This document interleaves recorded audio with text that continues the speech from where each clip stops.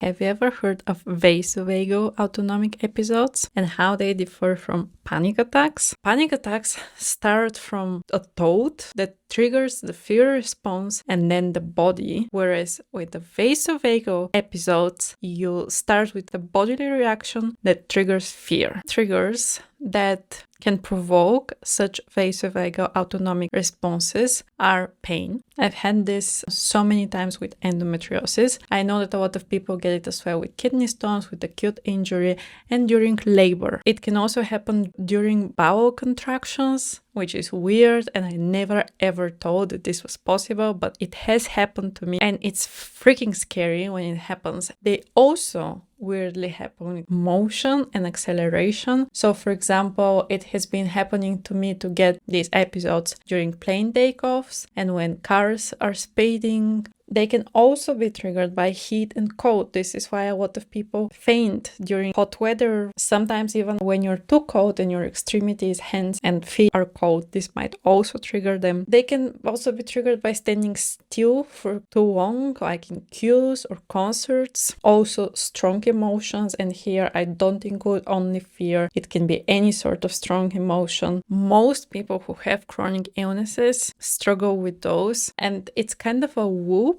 that happens when you have a chronic illness. Your autonomic nervous system is more sensitized, and I want to mention here, nervous system is not the same as your mind or your thoughts. I'm going into a lot of detail in my book about autonomic nervous system and how it affects our body. If you want the link for that, you can comment body and I'll send it to you. But when you have a chronic illness and then a sensitized nervous system, then the intensity of those triggers is much bigger. So the threshold for these triggers is much lower than when you're a healthy person with a healthy autonomic nervous system, and this makes the nervous system to overreact. Some symptoms of what these vasovagal episodes, they can be different depending on the trigger, but they're very similar symptoms, and they're often mistaken for panic attacks because of the similarity in symptoms. So the symptoms are often feeling very hot and sweaty, cold sweats, nausea, pale appearance, feeling like you're about to faint, feeling like you're losing control of your body, weakness, ringing ears, tunnel vision, shaking, dizziness. For me personally, it's become one of my greatest health fears, having these episodes, because I'm not afraid of the pain, I'm not afraid of the fatigue, I'm not even afraid of the illness, but I'm afraid of this moment in time when my body is so uncontrollable that for a second I feel like I might not going to survive it.